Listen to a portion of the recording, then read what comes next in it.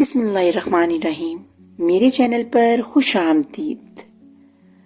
شہزادہ یہ دیکھ کر بہت حیران ہوا کہ لکڑہارا روزانہ لکڑیاں کاٹتا، گدے سے چند باتیں کرتا اور پھر پھوٹ پھوٹ کر رونے لگتا۔ آج جو کہانی ہے وہ ایک شہزادے کے بارے میں ہے۔ چلیے شروع کرتے ہیں۔ مصر میں ایک نیک دل شہزادہ حکومت کرتا تھا۔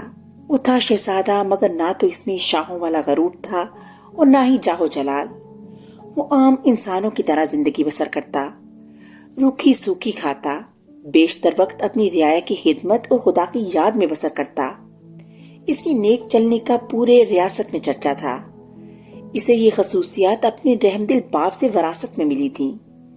ایک دن شہزادہ معمول کے مطابق رعایا کے مسائل سننے کے بعد جنگل میں دنیا سے بے نیاز خدا کی یاد میں محو تھا کہ اس نے دیکھا کہ ایک غریب لکڑہارا اپنے گدھے کو ساتھ لیے لکڑیاں کاٹ رہا ہے اور اس سے باتیں بھی کیے جا رہا ہے، حالانکہ اسے معلوم تھا کہ نہ تو گدھا اس کی بات سن رہا ہے اور نہ ہی سمجھ رہا ہے۔ پھر وہ لکڑہارا زاروں قطار رونے لگا۔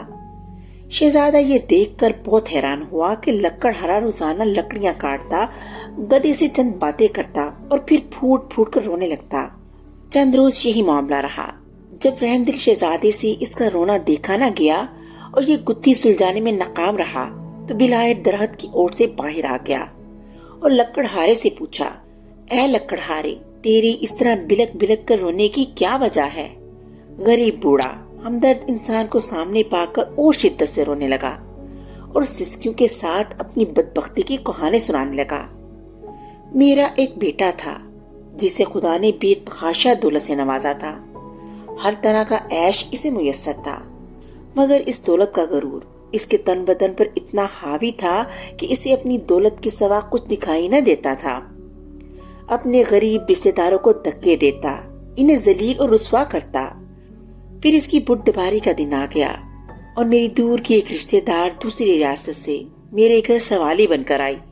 وہ یہ سوچ کر آئی تھی کہ مشکل میں اپنے ہی کام آتے ہیں۔ وہ بہت غریب تھی۔ اس کی بیٹی کی شادی قریب تھی، مگر کوئی انتظام نہ ہو پایا اور اسے کچھ رقم کی ضرورت تھی۔ وہ اللہ کی نیک بندی تھی، بیشتر وقت عبادت میں گزارتی تھی، مگر میرا بیٹا دولت کے نشے میں اندھا ہو چکا تھا۔ اس عورت کو دھکے مار کے گھر سے نکال دیا۔ یہی وہ وقت تھا جب ہماری بربادی شروع ہوئی۔ اسی رات سرخ آندھی چلی، بجلی کڑکی اور تیز بارش ہوئی۔ میں اور میرا بیٹا اپنے نرم بستر پر میٹھی نیند سو رہے تھے اور وہ عورت پوری رات ہمارے دروازے سے لگی روتی رہی۔ شدید طوفان اور رات کے گھنے اندھیرے میں وہ دوسری ریاست واپس جانا اس کے لیے ممکن نہ تھا، اور وہ ضعیف عورت پوری رات اس طوفان کا مقابلہ کرتی رہی اور میرے بیٹے کو رحم نہ آیا۔ صبح جب میری آنکھ کھلی تو مجھ پر قیامت ٹوٹ پڑی۔ میرا بیٹا گدھے کی صورت اختیار کر چکا تھا۔ گھر کا سارا سامان آسمانی بجلی گرنے سے جل کر خاک ہو چکا تھا۔ سب کچھ برباد ہو گیا۔ اس سب میں میرا قصور یہ ہے کہ میں نے اپنے بیٹے کو غرور و تکبر کرنے سے نہ روکا، برائی کی طرف بڑھتا ہوا گیا، کوئی قدم نہ روکا، اور اب یہ عالم ہے کہ میں جنگل سے لکڑیاں کاٹتا ہوں اور اپنے ہی بیٹے پر لاد کر بیچ دیتا ہوں، اور اسی سے ہم باپ بیٹے کا گزارا چلتا ہے۔ یہ سن کر شہزادے کی آنکھیں نم ہو گئیں اور وہ لکڑہارے سے مخاطب ہوا، اے ضعیف انسان، تم دونوں نے بہت ظلم کیا۔ بے شک برائی پر خاموش رہنا اور اسے نہ روکنا اس کا ساتھ دینے کی مترادف ہے۔ تو نے اپنے بیٹے کو برائی سے نہیں روکا۔ مجھے تیری حالت پر افسوس آتا ہے۔ اب میں اپنی اس غریب رشتے دار کی تلاش میں مارا مارا پھرتا ہوں۔ اس کی تلاش مجھے رلاتی ہے۔ شاید وہ میری امداد کر سکے، وہ مجھے مل جائے، میں اس سے معافی مانگوں گا، شاید میرے گناہوں کا ازالہ ہو سکے، مگر افسوس وہ مجھے کہیں نہیں ملتی۔ یہ کہہ کر لکڑہارا پھر رونے لگا۔ شہزادے نے اس کے آنسو پوچھتے ہوئے کہا، تو اپنے گناہوں کی معافی اللہ سے مانگ، وہ بہت رحیم ہے۔ اگر اس نے تجھے معاف کر دیا تو وہ تجھے اس عورت تک پہنچانے کا کوئی سبب پیدا کر دے گا۔ وہ بہت مہربان ہے، اپنے بندوں پر ظلم نہیں کرتا۔ بوڑھا لکڑہارا اسی وقت سجدے میں گر کر بلک بلک کر اپنے گناہوں کی معافی مانگنے لگا۔ اچانک دور سے کسی گھوڑے کی ٹاپوں کی آواز سنائی دی۔ ایک خوبصورت شہزادی سفید رنگ کے حسین گھوڑے پر سوار تھی۔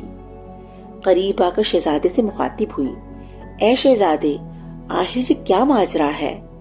شہزادے نے بوڑھے کی رام کہانی شہزادی کو سنائی۔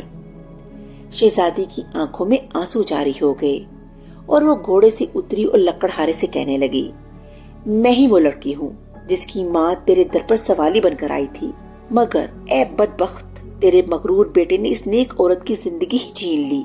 ساری رات تیرے دروازے پر تیز بارش میں طوفان کا مقابلہ کرتی رہی کہ شاید تجھے رحم آ جائے۔ بلاخر تیز بارش کی ٹھنڈی بوندوں کو وہ بوڑھی جان برداشت نہ کر سکی اور دنیا سے چلی گئی۔ جب صبح ہوئی تو رحم دل بادشاہ ممول کے گشت پر تھا۔ اس کا وہاں سے گزر ہوا اور میری ماں کو جب گھر لایا تو ماں کی لاش دیکھ کر میرے پیروں تلے سے زمین نکل گئی۔ اب میرا سہارا کوئی نہ تھا۔ بادشاہ یہ سب دیکھ کر بہت پریشان ہوا۔ بلاخر اس نے مجھے اپنے ساتھ لے جانے کا فیصلہ کیا۔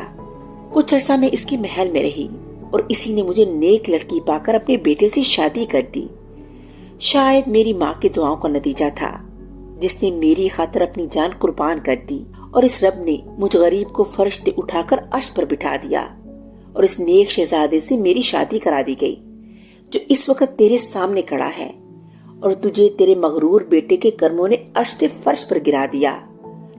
خدا کی قدرت دیکھ کر لکڑہارا شرمندگی سے زمین پر گرتا جا رہا تھا اور رو رو کر شہزادی سے معافی مانگ رہا تھا۔ شہزادی بہت رحم دل تھی۔ لکڑہارے کے آنسو سے اس کا دل بھر آیا اور اس نے اس کو معاف کر دیا۔ خدا کی قدرت، لڑکا بھی اپنے اصلی روپ میں واپس آ گیا اور خدا کے حضور سجدے میں گر گیا اور شہزادی سے بھی معافی مانگنے لگا۔ شہزادی نے اسے بھی معاف کر دیا۔ آخر دونوں باپ بیٹا اپنی جھونپڑی کی طرف روانہ ہو گئے اور زندگی کا باقی وقت اللہ کی یاد میں گزارنے لگے۔ اس طرح کہانی کا اختتام ہو گیا۔ اگلی کہانی کے ساتھ پھر ملوں گی، تب تک کے لیے اللہ حافظ۔